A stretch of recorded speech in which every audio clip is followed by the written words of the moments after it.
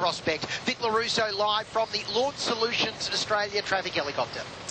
A Sydney man who was hit by a car and nearly killed has launched an online campaign to find the Good Samaritan who helped save his life. And James Sherwood's search is gaining interest worldwide. He's been speaking with Kimberly Sokov.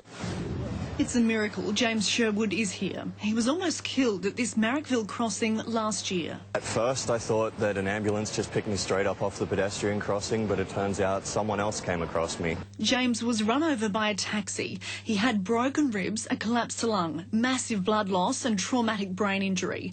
But while he laid unconscious, a woman stayed by his side. She stopped and got herself covered in blood until the ambulance arrived, trying to keep me alive.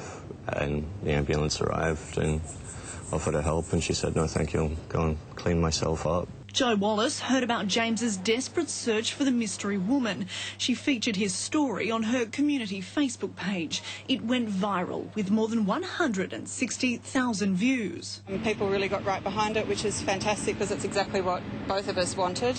We're hoping that a lot of people in the community see it, and hopefully we'll find the person that he's looking for. During the first 3 or 4 days while James was in a coma here in intensive care, the mystery woman phoned several times to see if he'd survive.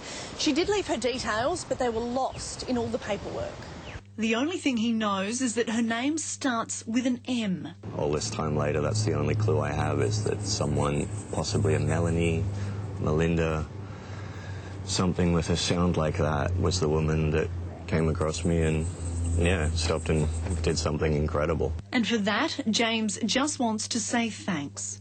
Kimberly Sokov, 10 Eyewitness News. Let's hope she comes.